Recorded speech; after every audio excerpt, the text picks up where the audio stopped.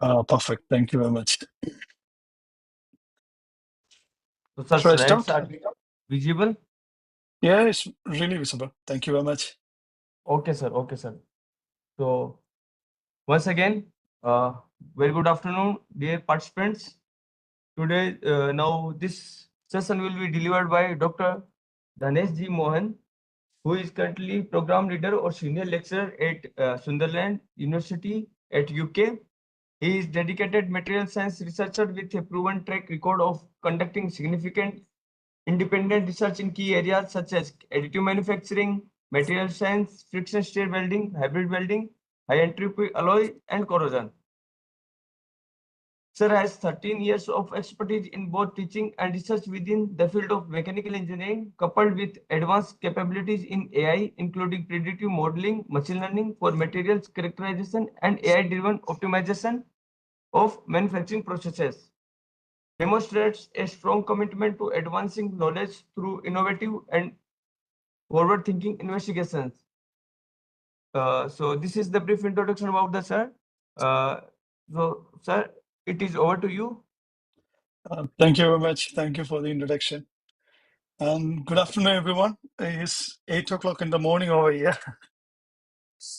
Okay, let's go to the session. And today, in this session, I will address about the role of data analysis in smart manufacturing, focusing on how data enables informed decision making. We all know that we are living in the era of AI, right? And we all know that AI is introduced before the first computer was introduced to the world and before the ENIAC. But right now, the AI is booming because of the supercomputers and everything. And we all know that right now, data is everything. We require data for all kind of manufacturing, all kind of process. And so in this session, I will address about the data analysis for decision making in smart manufacturing. Please go to the next slide, please. And these are the agendas. I will introduce about and give an introduction about this concept: data infrastructure, analysis for decision support, decision-making frameworks, emerging trends and challenges, and finally, conclusion and discussion. Next slide, please. Why data matter? This is one of the important questions. Whenever we go for a seminar or we go for a presentation or everywhere, we are asked the first question is why data matter. We all know that there are n number of data available. If you search in Google, we can get a lot amount of data. And we are considered, and for the industrial revolution, what is considered as the precious thing, that is the oil. Right now, in this latest industrial revolution, we can say it as Industrial 4 or Industrial Revolution 4 or Industrial Revolution 5. In this industrial revolution, the most required thing is data. And how we can find out that the data is clear, or we can take that particular data without a doubt. Before going to explain about what's the importance of data, I would ask you a simple question: how we can prepare chocolate milk? Anybody, please?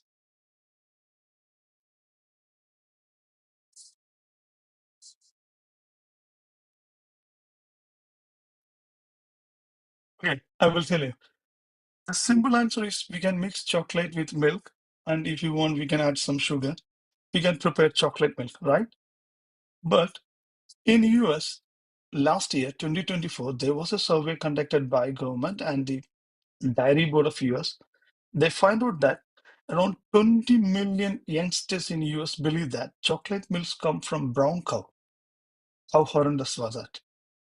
That means the 7% of the population of US believe that chocolate milk come from brown cow. This is a false information, and we know that how horrendous this one, because a vast majority of people believing this because of a fake data provided to them. This is horrendous. This is really challenging thing. So when we go for a research or everything, data is the key. We need to consider which data we need to take and from where we need to take and how to segregate these data. And I will give some explanation related to these things in our coming slide. And why data matter? Data improves efficiency by reducing downtime, quality by reducing defects. Main problem is the defects and the downtime. And finally, nowadays, we have known for sustainability. And by cutting the waste or reducing the waste, we can improve the sustainability. And finally, the Amazon or this Bosch and everything else doing is predictive and adaptive decision making. And this helps them to run their smart factory effectively. Next slide, please. Traditional versus smart manufacturing. What is the key difference between these two?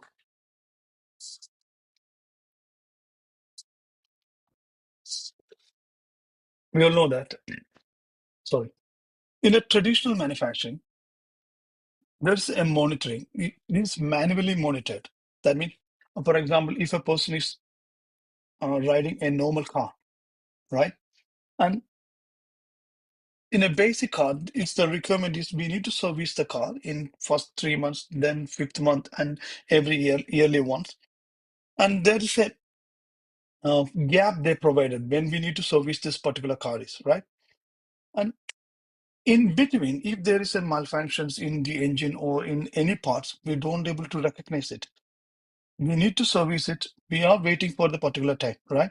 But also we need to wait when the work is shut down, or it will be go for a particular problem. It shows some problems, right? That is called a traditional way of manufacturing, a traditional way of servicing. But in the latest cars, just like Audi, BMW, Mercedes, in these cars, they are having a real-time monitoring. It will show us if there is a tire pressure is low, if there is some manufacturing is over there, each and everything. Also, it will show us when we need to service this one. And if we are due in service, it will again displace this car is this time of due in servicing. This is called smart manufacturing, or the simple way to explain smart manufacturing. The traditional manufacturing reflect to failures. They will wait for failures, rely on manual records, and lack real-time visibilities. Smart manufacturing is, in other ways, it's proactive, use automations and AI, and gives continuous monitoring. Due to this continuous monitoring, it can reduce the downtime or it can eliminate the downtime. Next slide, please. And Industrial Revolution 4 or Industry 4. In this Industry 4, what we are doing is we are integrating cyber physics system, Internet of Things devices, AI cloud, and big data. And by integrating these all things, we can make an ecosystem more machine and human collaboration, and we can make it more smart. We can take decisions, we can scale up the industries. These all things can be achieved by using Industry 4. Next slide, please. Decision-making complexities. This is one of the important things. Whenever we're making a decision, it's always complex. And the main thing is multiple stakeholders. If for an firm, there are many people involved in a company. There are engineers, managers, suppliers. So we need to, what can I say? We need to take the advice from each and every people to take a decision. So it's always complicated. And second thing is multiple stakeholders. The second thing, combating objectives. There are different objectives. Different companies have different objectives. Some of the objectives of the companies are cost, speed of production. There's some rely on quality, some rely on sustainability, and some companies focusing on each and everything. These all criteria. So again, these all things are again or hit complicated. And uncertainties. The final thing is uncertainties, machine variabilities, demand fluctuations. These all things influence this decision making. And if a manager, you skip this slide. Okay. If a particular person know when to service a machine or when to service a machine in a company, it will reduce the production loss and it will reduce the risks of breakdown. right? That's the importance of decision making. Next slide, please. Type of manufacturing data. The core idea is source of data. From where we are collecting data, I give the example for brown cow. And we have large amount of data over here right now. We have machine and sensor data originated from sensors, process quality checks, supply chain, and human machine interfaces. Integration across these domains. We need to integrate all these domains. It's challenging, but we need to correlate these things.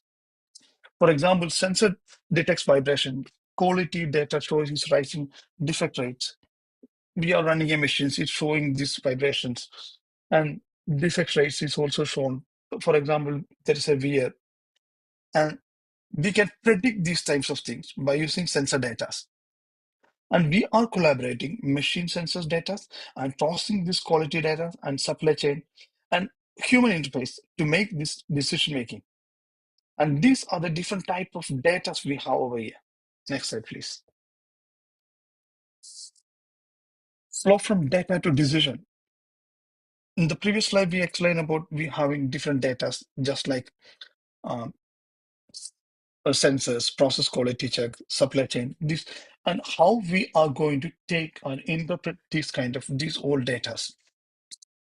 Data alone is little value. There is no value if there is just it's a data. It must be collected, structured. We need to collect this data, structure this data, and we need to analyze this data. And finally, we use this data for a decision making.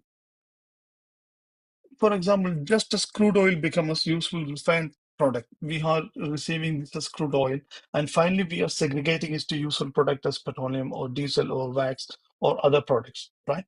This is the same things what we are doing with the data itself. Next slide, please.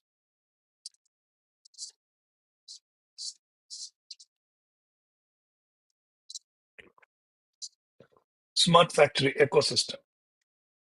How we can see in this image how these different things are correlated together. For example, machines, sensors, human and enterprise system for a ecosystem. We are collaborating each and everything and where data across all levels. You can see over the data is flowing in each levels. Next slide, please. Cyber physical system and industrial internet of things. And how we can integrate these all things, because nowadays we need to collect the data, we need to do this work at the same time. And for example, CPS, that is cyber physics system, integrates sensors and control in machines. And the same time, Internet of Things interconnected this machine into a network. That means we are getting data and industrial Internet of Things connected these machines into a network. Through these interconnections, we can easily monitor or we can detect things. For example, in an assembly robot, for example, in BMW, they are using robots for welding, right? And if you are supplying a particular piece for welding, what the robot will do? The robot will automatically weld. And if there is a misalignment, what the robot will do? In the older days, the robot doesn't do anything. It will weld over this misalignment. There's a fault will arrive. But right now, the robot can sense what if there is a misalignment is. They can tell the higher authority or inform the higher authorities or another person that there's a misalignment that need to be rectified before the welding. So it will help to reduce the waste. Next slide, please. And these are some of the terms in data processing. The cloud edge for computing. Cloud offers scalability but high latency. This cloud data is highly latency. And edge computing process data locally for real-time responses. Fog computing is intermediate. For example, quality inspection cameras using AI to reject items. You all know that we are using quality detections, AI cameras. For this one, what priorities, which type of protocols we need to use? In this one, we need to use the edge because it should be real time. You know that the cloud is having a slow latency. So which one we need to use is edge AI. Next slide, please. Big data characteristics. This is the 5 V's of big data. Volume, massive data sets. That means how much volume we are getting. And velocity, rapid generation, how quick the data is generating. Variety, structure, and unstructured. There are different kind of variety of data we can available. Some are structured, some are unstructured. And veracity, uncertainty is data quality, which if it is good quality data or if it is worse quality data. And finally, value, business relevance. Is it relevant to this one? For example, if Rolls-Royce engine for a jet engine, if it is flight a single time, it will generate a terabyte of data for a single flight. And imagine if a person is allocated to rectify or identify all the data for its aeroplane. The aeroplane may fly from different routes. If it is a single short route from around a 1 hour or 2 hour route, the engine will generate a data of a terabyte of data. So it's huge. So human being is not capable to rectify or read all this data. That's why we are integrating supercomputers and AI for this one. This is an example for big data characteristics. We can use this process for all the machining process. Next slide, please. We will tell about the data collection, data generation, how to get this data. And now we need to data pipeline. Data pipeline is nothing but we are acquiring data from sensors. The second process is the cleaning and pre-processing. The cleaning process is we need to remove the errors. We are getting data. We need to remove the errors. How we can remove the error? We can correlate or compare it with the existing or previous data, or we can use a predictive system by using AI to rectify these errors in the system. And then integration. Finally, we need to integrate this with the whatever source we require. For we need to integrate with the data source. And if you are not using this cleaning, there is no use of acquisition. There is no use of securing this data. If you are securing this data, the first thing we need to do is cleaning process.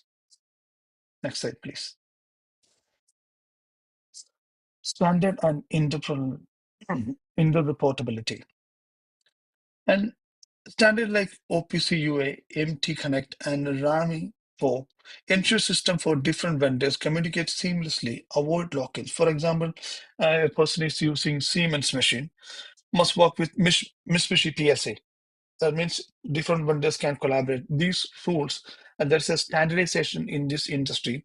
They are telling that by using these things, a particular company can use another company's product without any fault. Next slide, please. Data storage models, warehouse versus lake. And data warehouse stores structured data for analytics in warehouse. Data lakes hold raw data, unstructured data, or flexibility. And which one we need to take is depend upon where we need to apply. Lake data is whole raw data, it's not clean, it's unstructured. We are collecting just like we are downloading each and everything into our downloading folder. And warehouse is nothing but we are structuring each and every data wherever we require. Next slide, please. Cybersecurity and governance. And this is one of the important things, protecting and managing data. Right now, we are opening a website. It will show us that should you accept this, all the cookies in this website, or should you reject this one? We have the freedom to select or reject. And most of the terms and conditions, while we are accepting, we don't read those things. And it clearly shows that how they can use our data, how they can access our computers, and how they can manipulate us. That's the best example.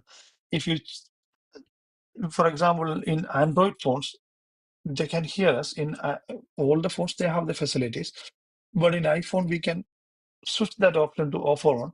But in most of the Androids, mostly in old Androids, there is no options. If you talk something in front of the phone, they can use those data. If you give the permission to the phone, they can use this data. Whenever we open a website, that will show this as an advertisement. We think about we need to purchase a new car or something. And Next, when we open a social media or a website, it will show the advertisement over there. We will be wonder how they can know our mind. This is because of this data privacy, or they are using this data. And nowadays, governments having so many norms to secure the data or encrypt the data. Next slide, please.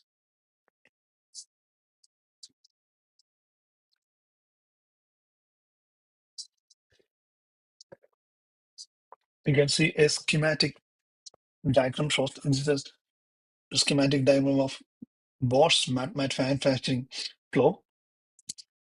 And Bosch using more than 200 sensors for real-time monitoring. And what's the benefit is they reduce downtime significantly. You can see the image over there. These are the data flows are showing over this illustration over there. Next slide, please. And the analytic types, there are four levels of analytics. Descriptive. In this descriptive, we'll take what happened. If an incident is happened, what happened? Diagnostics, why it happened. Predictive, what will happen. Descriptive, what to do. For breakdown, descriptive is a downtime report. Diagnosis root cause. Predictive is time to next failure. We can able to, if there is something is happened to a machine or something, we have to diagnose this one, and we have to identify from this particular data when this error will happen next time. Or prescriptive shows that how to adjust or how to reschedule the machines or make changes to the machine and remove this fault happen again, right? These are the four levels of analytics. Next slide, please. Descriptive analysis.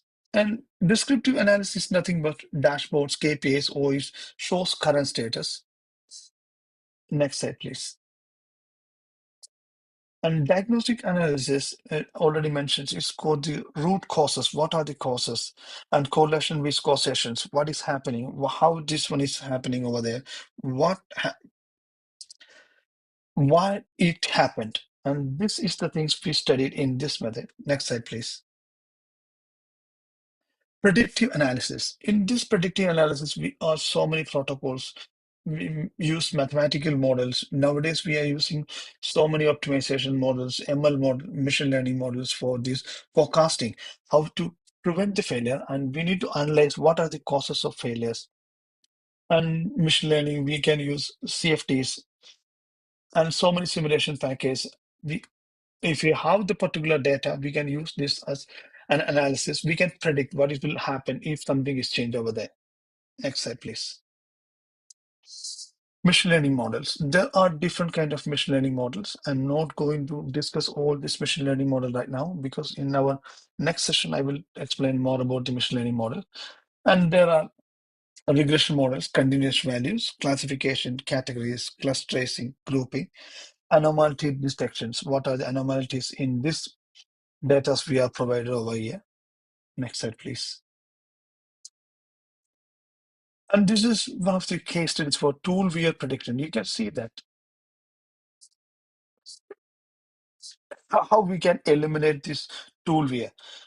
And first of all, the data acquisition. What are the data acquisition is nothing but what are the factors which influence the tool wear, force, vibration, etc.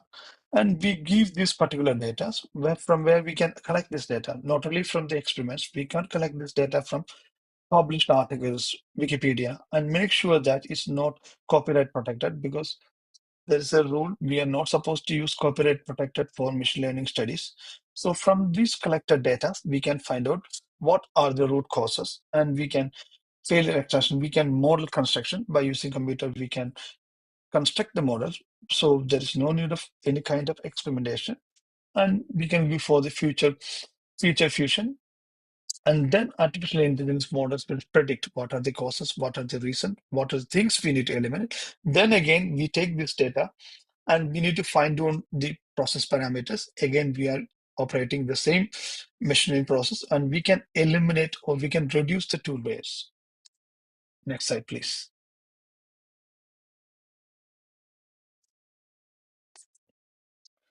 Prescriptive analysis. It is optimization models. And there is a funny part. Not Previously we are using different kind of optimization method, just like Takuji optimization or center composites. In center composite, we are using Boxman gun or different kind of things we are using. But if there is a huge number of process parameters, for example, if you're using this the data from the sensors and everything, there's a huge amount of process parameters over there. So nowadays, if you're using all the process parameters, it's nearly impossible to optimize. Or if you want to do the optimization and if you want to do the experiments, it take a long time to conduct experiments. So right now, that's why we are using different methods by using machine learning. Next slide, please. Digital twin. This is one of the beautiful things. We are creating a virtual replications of a particular product. For example, there's a um, turbine blade. The turbine is in a steam engine. There's a turbine blade over there, and we are not able to identify when uh, there is an erosion or some crack is happening to the wind blade. We need to analyze at what time, at what temperature, what pressure this thing is happening. That means this fault is happening. So we are creating the real turbine blade and we are creating the digital format. That means the image or simulation things or the same wind turbine blade. And we are giving the exact condition what happened to this real wind turbine in a computer simulation. And we can predict in what temperature or what are the causes for this kind of fractures or any kind of problems happen to this wind turbine. And through this simulation package, we can analyze and we can find out what are the reason for these failures. And if you are able to simulate these things, we can influence or input this particular data to the real-time experiments to prevent those failures. That is simply called digital twin. Next slide, please. Hybrid models is nothing but combining physics and data. Mm, Pure data-driven models may lack accuracy in new conditions. Hybrid models, in older days, we are using pure data-driven models, but nowadays we are taking both the pure data from the simulation and data-driven. Pure data is nothing but from the experimentation plus the data-driven. We are combining these two, and by using hybrid model combination first principles with machine learning. And for example, physics-based CFD predictions flow. Machine learning adjusts for sensor noises. This is one of the best example for this one. Next slide, please. Uncertainty in analytics. And there are so many imperfections of models and data. For example, the measurement noises, incomplete data, and model limitation introduce uncertainties. Research must include confidence levels. These are the uncertainties. We need to analyze what are the uncertainties happen in the things, and particularly in data and in modeling, we need to identify. And nowadays, we can identify these kind of errors by using machine learning. Next slide, please. Rate of visualization.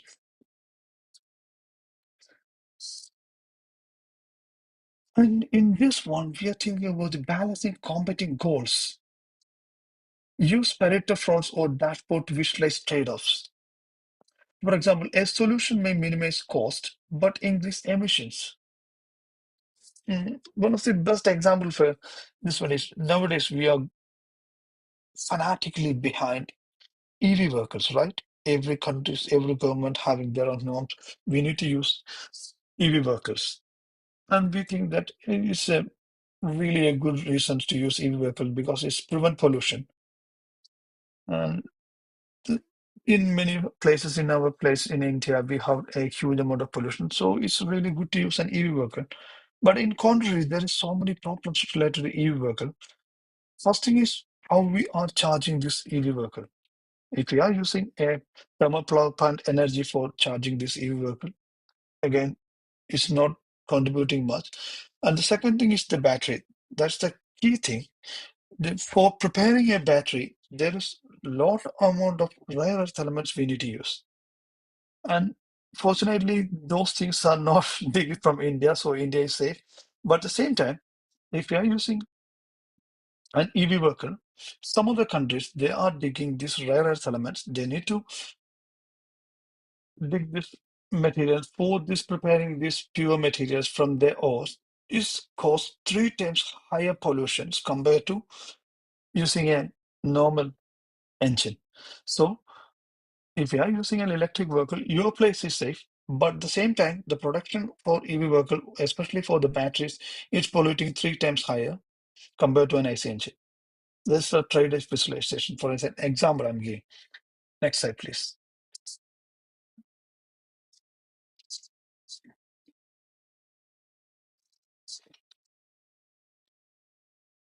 And human in the loop analytics. And for example, in previous industrial 4, now we are going to industrial 5. That's why I'm told previous industrial 4.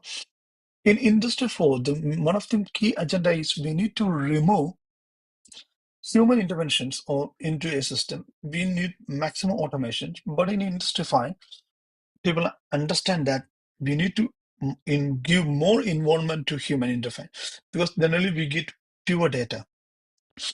And we think that we are using so many analysis by using AI, but AI supports but does not replicate human judgments, right?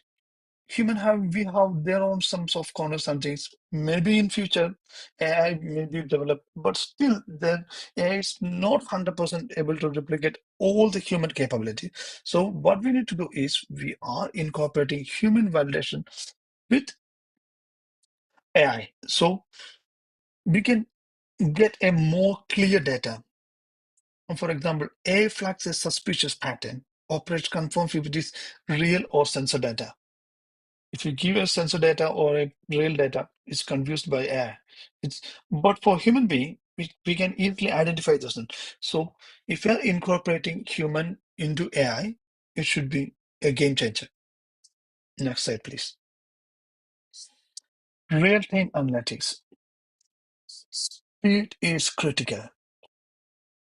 Some process requires millisecond decisions, which cloud system cannot provide. We already explained about what is cloud system is.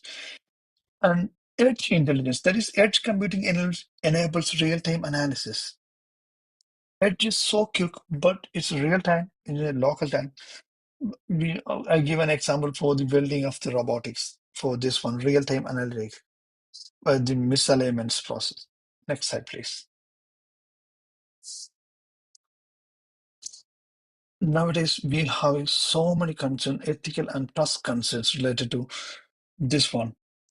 Concern about bias, fairness, and explainably slow AI adoptions. Transparent algorithm and vital for trust. Because we know that in different countries, different areas, different people, different cultures, there are so many ethical concerns. So we need to consider these all things before implementing an AI system. Next slide, please. Levels of decision making. First one is strategic, second one is tactical and operation. And you can go to the next slide. Strategic decisions. It's a long-term planning like capacity and technology investment. We need to invest a long-term. For example, if you want to start a plant, we need to invest a good amount of money. And that is called capacity planning, technology investment. These are come under strategic decisions. Where should we need to uh, invest in this kind of plans and everything? Next slide, please. Tactical decision, scheduling or resource allocations. And medium-term scheduling and resource allocation, how much amount of um, how we can, for example, it's a production plan.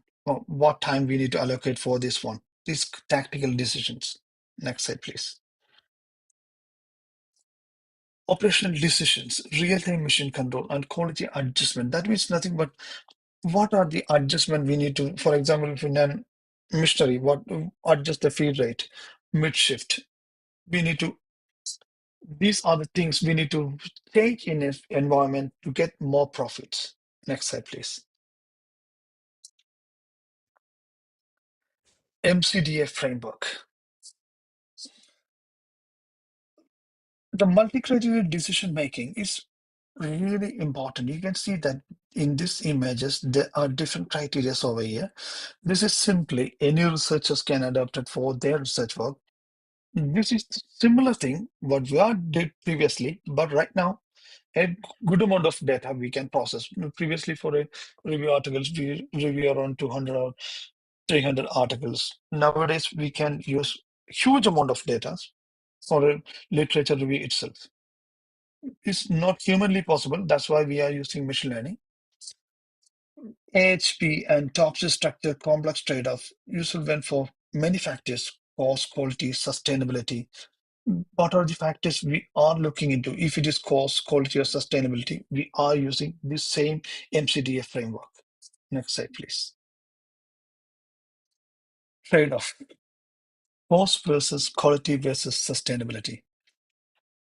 And different companies have different norms. For example, if you go for aviation, we are not 100% take sustainability because always the aeroplane making some kind of pollution. That's why we call net zero. If there is a pollution in the aerospace, so we need to eliminate that some amount of pollution in the land for industry. And some companies focus on cost. They need to reduce the cost. At the same time, they want to maintain their quality. For example, some dresses, they are producing a lot amount of dresses. They want to reduce the cost of their products to attain more purchases or to get more customers. And second one is the quality. They aren't, if a company just like military, they are not bothered about the cost or sustainability because we are sending a lot amount of rockets and satellites, everything to space. Space is heavily polluted. And this and right now there are spacecrafters, there are some teams they are catching the waste from this space as well. And for this, for example, military or space exploration, we are only focusing on quality. We are not worried about the cost or sustainability, right? These are the trade-offs. Whenever if you are choosing quality, we need to trade off this cost and sustainability, especially for some sectors. And nowadays, we are focusing mostly on everything, how to achieve each and everything for a single thing. Next slide, please. Semiconductor adaptive scheduling. It's a real-time tactical analysis. Adaptive scheduling improve yield and reduce delays in semiconductor production, while downtime is cost because all the time we need to reduce the downtime in cost. Downtime is always costly for all the industries, especially for semiconductor production. Downtime is heavily costly. Next slide, please. I think I explained about human AI collaborations. It's nothing but we can go to, yeah. Incomplete and noisy data. This is one of the tricky things. We get an incomplete or noisy data. Sometimes we get a really fake data. Sometimes we get a partial data. For example, some of the articles when we read is they only provide a small amount of data, and there is entirely difference between incomplete and noisy data. In incomplete data is not completed. Basically, partial things is provided in the article or somewhere. In noisy data, we are not sure they are provided a lot amount of data, but we are not able to trust whether this data is sound or not. Right? That's the difference between noisy data. But in for machine learnings and everything, we need to use these all things. For example, if you have incomplete data, we can use this incomplete data for machine learning protocols, and we can predict and we can make it complete data. And again, for the noisy data, if you're having a heavily noisy data, it's a complicated algorithm. We need to use this noisy data and make all the grades, remove all the grades, and make it black and white. Right? Next slide, please. Supply chain integration. And this is one of the key things right now because if you're using this Amazon website, we know that when we order a product, just giving an example for this one. When we are ordering a product, we know that when they are going to ship that one, where our product is reached, each and every time. That means every time this data is sharing. And it's always viewed related to demand for forecasting, logistics optimization. These are the key things in supply chain integration, analytic optimization, supply chain forecast, demand, and improve logistics. For example, what more data-driven supply chains enable rapid restocking? Whenever there is a pending material, it will the data-driven supply chain enable them to fill it very quickly. Next slide, please. Predictive maintenance decision. It's nothing but optimal servicing. Analytic balance service cost against downtime risk. And when we are telling about these things, people will, if you are servicing this vehicle spontaneously or in a limit, in a quick interval, is it cost effective? Every time people are, but compared to the downtime or breakdown in a machines, this servicing is more financially profitable. That's why predictive maintenance decisions is key important. Next slide, please. Sustainability decisions. It's an analytics for green manufacturing. Should we need to go for this one or not?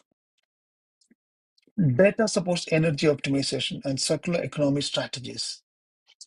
We need to adopt these data to get more greener, to make more sustainable productions. One of my key research areas is related to develop sustainable materials. And we developed some materials, some novel nanomaterials in my lab, and we produced a high-end graphene materials. We are starting a company on those products. And sustainability decision is all decision up to the government and the company. If you want a developed future, a bright future, we need to cope with these sustainable decisions. And it also enhance the energy optimization and circular economy as well. Next slide, please. Barriers to adoption. Before these practical challenges, there are huge practical challenges for adopting sustainability. First thing is cost, culture, skills, trust. The high initial cost. If you are setting up an industry, we need to replace the entirely existing things. So it's not cost effective, but in future it having high influence. But still people are thinking about, for example, additive manufacturing. For if you're using additive manufacturing for production, we can reduce the products or we can reduce the wastage, but still the production time is huge compared to conventional manufacturing. When conventional manufacturing takes a few seconds or a few minutes to produce a material, the additive manufacturing takes days sometimes. So what we are doing is we are going for hybrid manufacturing. We are combining these two. That's the same things for cost-effective ways. We are combining this existing industry with this latest sustainable things. We are changing a small change. We are not going to change entirely. And again, culture resistance, skill shortage. That's one of the key things, skill shortage and trust issues. Next slide, please. Emerging trends. These are the emerging trends. I'm not going to explain these all in details because each topic itself takes more than 1 hour. AI-enabled teams. You know what is a digital twin right now? AI-enabled teams. So artificial intelligence is integrated with this one for more accurate simulation. Federation learning, shared learning without data transfer, edge interface, on-device AI, quantum computing, future optimization. Because it's become more easy and more quickly. Next slide, please. Sustainability analytics, carbon monitoring, carbon footprint. And this is one of the important things. Nowadays, all the industries in the UK are adopting carbon footprint monitoring because UK government having a norms by 2050s, all the industries should be sustainable. And so whatever we are producing, they are finding how much amount of carbon footprint it will remain in the earth. is really important. And circular economy metrics, how many products we can producing are able to be recyclable or refurbishable. Next slide, please. Autonomous factories. And this is emerging everywhere right now, autonomous factories. The old days, the trends are there is a huge amount of people are working in a system. Nowadays, there's a lesser amount of people. Mostly there are machines and self-learning system, minimum human interfaces. If there is an error, this machine is able to identify the error and it can automatically adjust whatever the changes they need to repair. That is called autonomous factories. Next slide, please. Explainable AI. Transparency for adoption.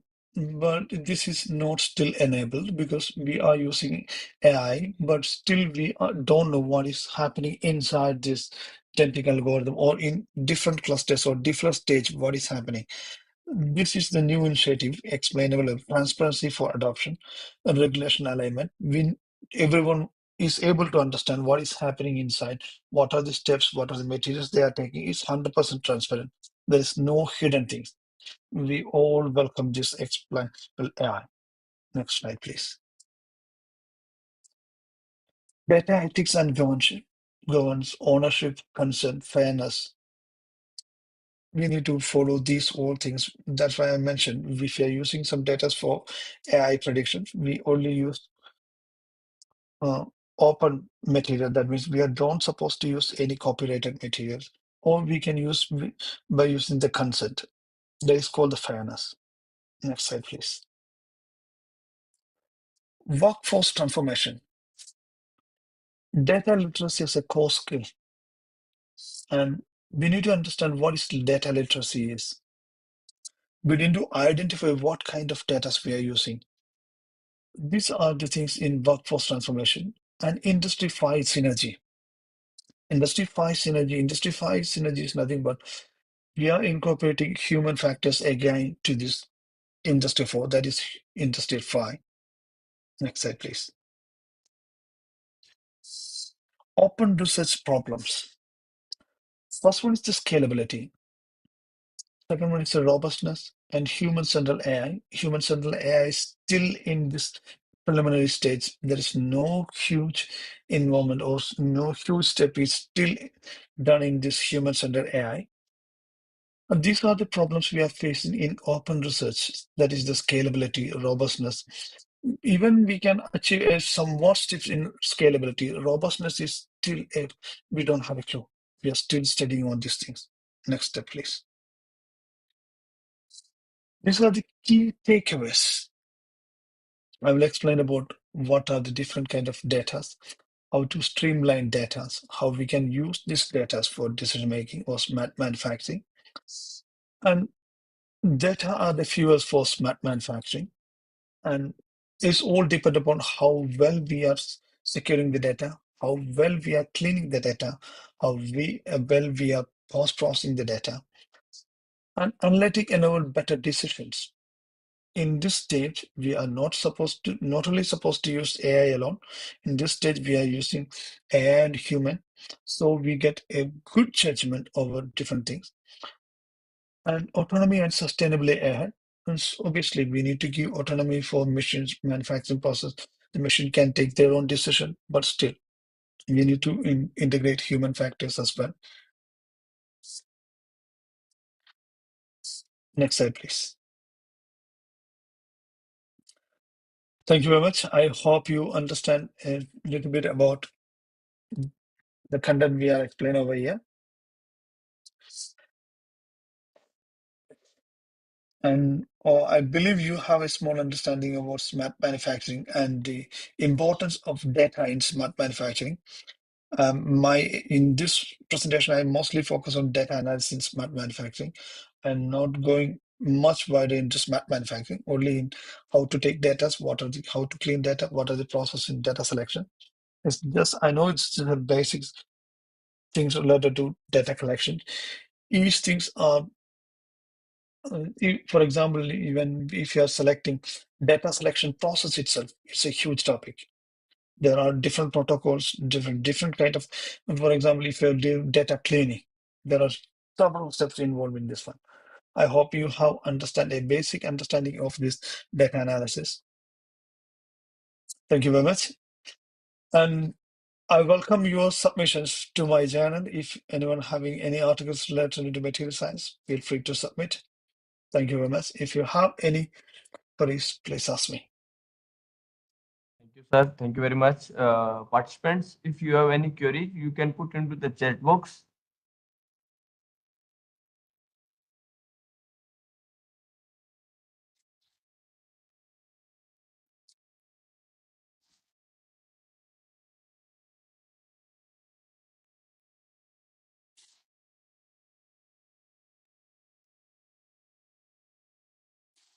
So, sir, right now we do not have any query regarding your Okay, session. fine. Okay, sir. So thank you very much, sir, for delivering such an excellent lecture, which is You're most on the welcome. data which is used in the smart manufacturing processes. So we are confident that insight from your lecture will greatly enhance the participant understanding of this important subject and encourage them to engage further for this emerging trend and solution in the field. So Okay. essentially, we are appreciate your valuable time and contribution. Once again, thank you very much, sir, with No problem. joining with us. Thank you very much, sir. You're most welcome. See you later.